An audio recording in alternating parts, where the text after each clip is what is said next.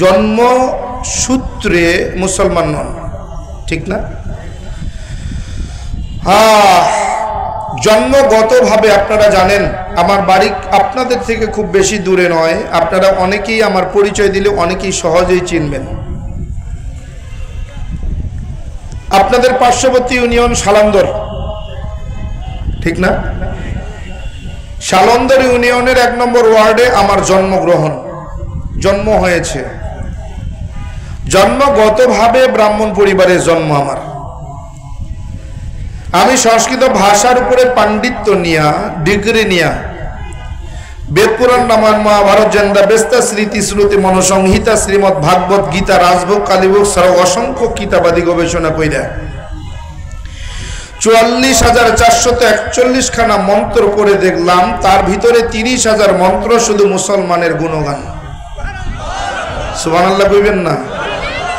এই 30,000 মন্ত্র কোরআনে কারিমের 30 পারা, 114টি সূরা, 6,666, মতান্তরে 6,236 আয়াতের সঙ্গে হুবহু মিল পাওয়া যায়। কোরআনে হাকিমের প্রত্যেকটি আয়াতে কারিমার সাথে কয়েক শত মন্ত্র পাঠ করে শোনানো যায়। প্রত্যেকটা মন্ত্রের কিতাবের নাম, অধ্যায় নম্বর, পৃষ্ঠা নম্বর, শ্লোক নম্বরও বলা যায়। আল্লাহ তাআলা এতটুকু জ্ঞান আমাকে দান করেছেন। হাজিরিন,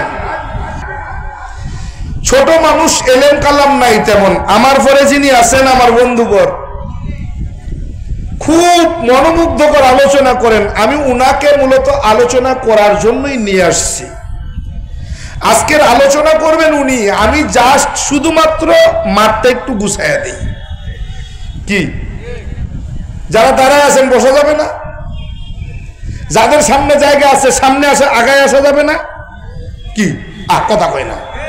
যাইতো না, এখন যাইতো না, আগান না। যাদের সামনে জায়গা আছে সামনে আগান, যারা পিছনে দাঁড়ায় রয়েছেন বয়া করেন। মন্ত্র তো কই না এলো কমুনি, মন্ত্র শুনবে? মন্ত্র কইলে আগে জায়গা পূরণ করেন। যারা বাইরে দাঁড়ায় আছেন বন মন্ত্র গুমু।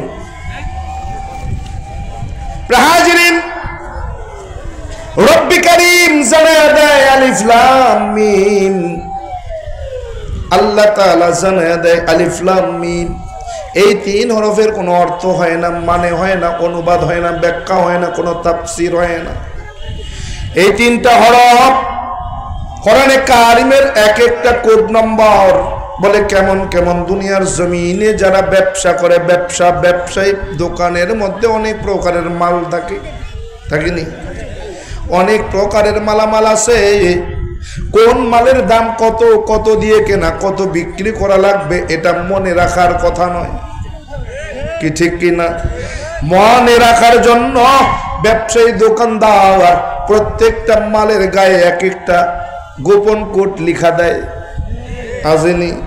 এই কোডের অর্থ কেবল মাত্র সেই ব্যক্তি জানে যেই ব্যক্তিটা মালের গায়ে কোড নম্বর বসাইল, ঠিক কিনা? কেন? বলে এই মালটা কত দিয়ে কেনা, কত বিক্রি করা লাগবে, এই কোডের মধ্যেই তার সমাধান আছে। কর্মচারী মালামাল বিক্রি করে, কাস্টমার আসছে, ডাক দিয়ে কয় ভাইজান আপনার দোকানে যে পাঞ্জাবির কাপড় আছে আমাকে একটু দেখান। বলে হ্যাঁ দেখ। পাঞ্জাবির কাপড় পছন্দ হয় না, বলে ডাক দিয়ে কয় কর্মচারীদের ডাক দিয়ে কয় ভাইজান এই কাপড়টা দেন, কত দাম? কর্মচারী আর কাপড়ের দাম বলতে পারে না, মালিক রে ডাক দিয়ে কয় মালিক এই কাপড়টা কিনবে, দাম কত, কত হলে দেওয়া যায়? বলে কোড নম্বর কত? বলে এত। বলে এটার দাম এত হইলে দেওয়া যায়। বলে ভাই একটু কম নেওয়া যায় না? বলে হ্যাঁ। যাকে 10 টাকা কম দেন, 50 টাকা কম দেন। কি কারণ? এমন ভাবে কোড নম্বর লাগিয়ে দিছে, ওই কোড নম্বরের অর্থটা কেবল মালিক জানে, আর কেউ জানে না, কেউ জানে না, কেউ জানে না। এজন্য কর্মচারীরাও মালের দাম বলতে পারে না। রব্বি কারীম বলে আমি কোরআনটাকে নাজিল করেছি। দুনিয়ার জমিনে কত লেখক, কত কবি, কত দার্শনিক, কত পণ্ডিত পুরোহিত দেখা গেল, কতজন দুনিয়ার জমিনে বই লিখলো, কিতাব লিখলো, গ্রন্থ লিখলো, উপন্যাস লিখলো, ছন্দ লিখলো, ছড়া লিখলো, লেখনির শেষে দিয়া সুন্দর করে লিখে দিল, বলে আমার লেখনির মধ্যে যদি কোনো ভুল ভ্রান্তি থেকে থাকে দয়া করে আমাকে অনুগ্রহ করে জানাইয়া দিবেন, পরবর্তী সংস্করণে সেই ভুলটা সংশোধন করে আমি পাবলিশ করব আপনাদের সামনে। ঠিক না? রব্বে কারিম ডাক দেয়া বলে, গোলাম দুনিয়ার জমিনে আমি একটা কিতাব লিখলাম, কিতাব পাঠাইয়া দিলাম, ও বান্দা শোনো, এমন একটা গ্রন্থ, মহাগ্রন্থ পাঠাইয়া দিলাম, যে গ্রন্থটা কোন সাধারণ গ্রন্থ না।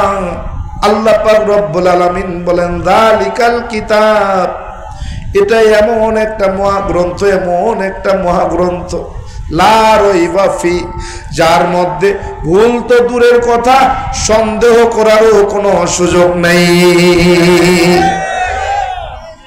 আজ পর্যন্ত কোনো বাপের বেটা লেখক তার লেখা কোনো বইয়ের শেষের পৃষ্ঠায় বলতে পারছে আমার লেখায় কোনো ভুল নাই?